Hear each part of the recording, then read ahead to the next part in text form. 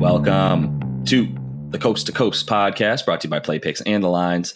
Coming to you from the West Coast, Josh Lander, joined by my guy Nate Weitzer on the East Coast. And we are running into our favorite video each and every weekday, our player props video that we will look to stay hot with you guys on here tonight.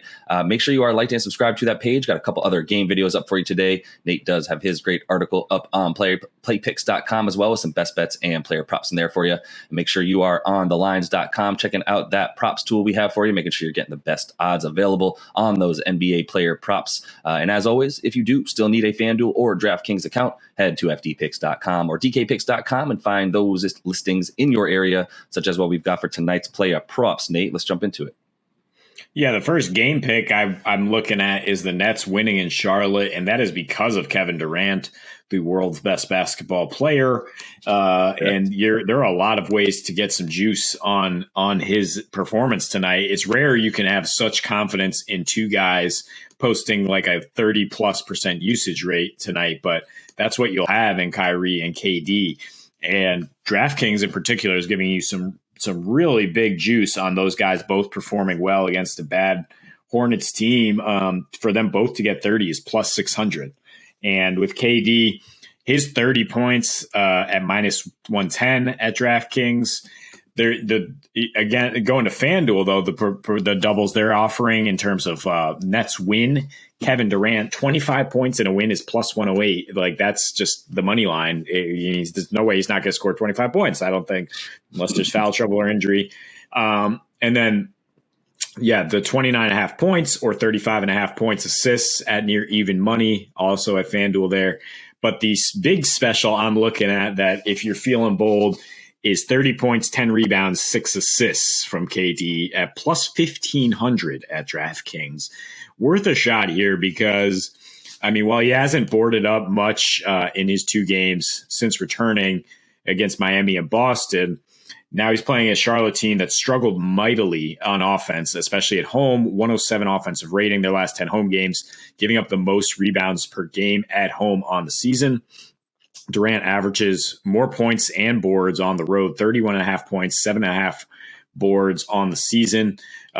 He also has a career high assist rate this season. He's basically, with Harden gone, he's going to be the primary playmaker as Kyrie plays more off the ball. He's sporting his highest usage rate since he won MVP. Against Charlotte in October, he cruised to 38 points on 17 for 24 shooting in a loss. A lot more urgency for the Nets at this point to play better on defense, to force misses, and Durant to be their best rebounder, essentially. He doesn't get 10 boards that often, but when he does, he gets a triple-double pretty much. I think we're going to kind of see the Kevin Durant of the playoffs last year in terms of him just putting the team on his back. Yeah, the do-all KD. I mean, if his prop is at 29.5, you feel really good about Brooklyn winning this game. 25 points in a win still gets you plus money for KD. Wonderful. Wow, that's absolutely wonderful. Thank you, FanDuel, for that. Obviously, we do need the Nets to turn this ship around, losing 17 of 20. But we mentioned in the game video, it didn't help that they came back having to play such good teams right away for themselves, especially Boston playing as out of their mind as they are. This is definitely a get-right game for the team in general, and KD doesn't need a get-right game. Somehow he just came back after missing 20-something games and was completely fine and still looked like the best player on the planet. So I love that. Kyrie, I think, is going to do well as well, but I think this is a great opportunity to smack that 25 in a win for KD tonight.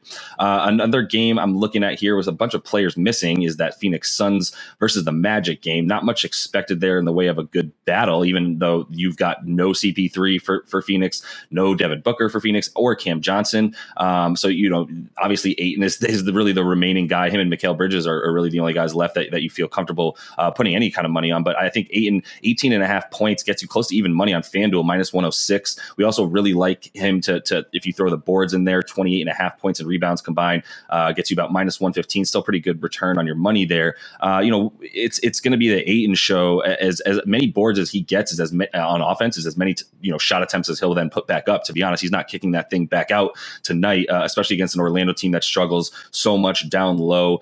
They give up the 6th most rebounds per game at home, and their opponent has the 2nd highest defensive rebound rate at home, getting 80% of those rebounds. So Orlando's not coming in and swiping any offensive boards from DeAndre Ayton. And Ayton without all the guys that are in tonight, especially Book and even CP. I mean, his usage rate just goes up at least about 3 percentage points each game in his 28 career. Without Book, that's the case.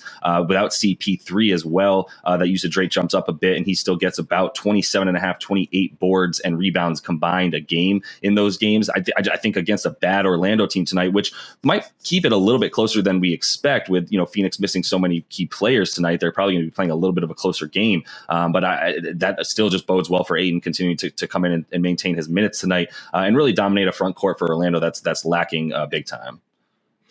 Yeah, and the reason I feel confident about this one is he put up 17 and 10 in just 25 minutes when the Suns hosted Orlando a couple weeks ago, because that was a 27-point win for the Suns where they shot 52% from the floor, won the rebounding battle handily. That's more scheme and coaching necessarily than the personnel of having those guards. So Ayton should still have a pretty big game without his guards to set him up as the Suns try to get this win on the road. And he's coming off a 30-point game in Milwaukee. You look back at his last few games without Cam Johnson, also had 27 and 12 at Indy. Cam Johnson doesn't miss many games, but yeah, with those guys out, he should get a little bit more usage. He's a little bit more reliable, and love mixing in the boards there because he is a reliable rebounding machine. My second pick tonight is a guy we've hammered really since he's been traded to the Pelicans. Has almost always come through except in one blowout win. At the Grizzlies tonight, I don't think we're going to see a blowout win in any case.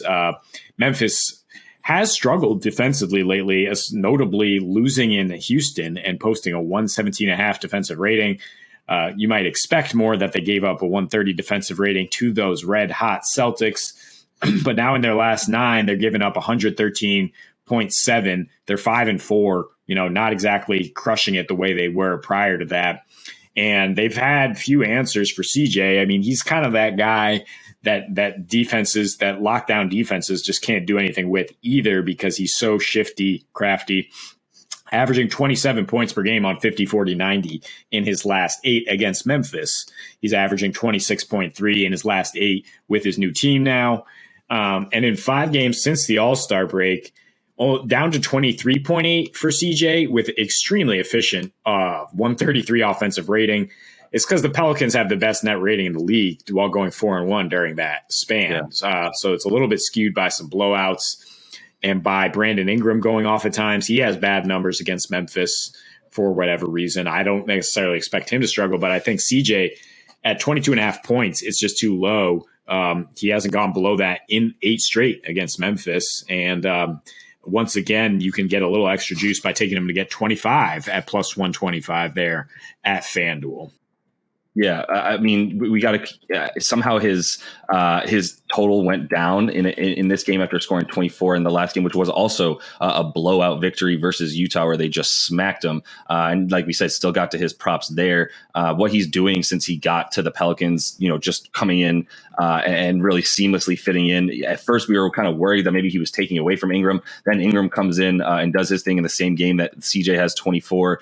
So yeah, I mean, the 23 points tonight. I mean, he's only failed to score 23 in about 4 of the games that he's played with the Pellies there, and really even in all those games, still filling up the stats in the other way. So I think we still just stick with the points since it's still at 22.5 for CJ. I think it's one of those situations where if he continues to do this, we'll probably start seeing that thing at 24.5, 25.5 a lot more consistently, and I think that would be a lot more correct for CJ. So I think we continue to hit that until Vegas starts to raise those point totals for him, and I think we can expect some points tonight in this Memphis game, as you mentioned, who's been a lot worse on defense lately. So lastly, we're going with a guy we haven't hit. I think we've hit him once this season, and that's Buddy Hield. He was still a member of the Kings. He's now on the Pacers, and the Pacers love to play offense. They do not love to play defense. And they're playing a Cavs team tonight that also on the road has not been playing defense very well, especially as of late. Buddy Hield's points total tonight, 17.5 points. I like that at minus 104. I'm definitely going to hit over 2.5 3-pointers made for him. It's minus 150 on FanDuel. You can get that juice up if you actually take it at over 3.5 3-pointers made tonight to get it up to all the way up to plus 186 for him to just make one more three. I think the 3 threes for him is, I mean, that's what he's been shooting, 3 for 9 since he came to the team 10 games ago. And, since coming to that team 10 games ago, he's scored 18 plus in 6 of those 10, which is where his prop is at tonight. And then he's averaging 20 a game in that time frame on 46, 34 splits. So really still really good from 3. His 20% usage rate is really good in 39 minutes. So, I mean, the 39 minutes a game for him is awesome. I mean, they clearly like what he brings, at least a little bit on the defensive side. He's not exactly a world beater, but he can't stay in front of, some bigger guys standing at 6'6" with at least some ability to move. So they're keeping him on the floor no matter what, which is wonderful to see. And as we mentioned, Cleveland, not only are they, already 24th in the league, 7th worst in terms of allowing a 36% from 3 to opponents when they're on the road. In their last 5 road games, that's all the way up to 41%, by far worst in the league, allowing teams to shoot 41% from 3. That's Steph Curry numbers for an entire team that they're giving up. So I would say that the 3 threes for him is pretty much a lock tonight. I'm going to hit the 4 threes. I'm going to hit the points. I just think this is a great opportunity for a guy who's getting so much run and putting up a ton of shots as well, and hitting them on a good Pacers team right now, or a good offensive Pacers team right now. Yeah. I mean, he's taking about 10 threes per game. So, yeah, I'd have no problem getting the extra juice. It's such a wild swing for him to get that one more 3 from minus 150 to plus 186 that I would definitely take the juice there. I mean, he went 4 for 10 from 3 against these Cavs in his Pacers debut. And as you mentioned, the Cavs have the worst mark from 3 in terms of defending it on the road lately, and they're allowing the 4th most 3-pointers to shooting guards specifically over their last 7. Love the points for Buddy, and would sprinkle a little on the 3-point bonus there. Yeah, definitely. Yeah, if ever there was a true shooting guard in this league, it's Buddy Hield. So I think that's a very apropos stat. And that is all the time we have for you in this one. Make sure you are liked and subscribed to that page. Check out those other couple game videos we have up for you today on this 6-game NBA slate. And until we see you next, happy betting.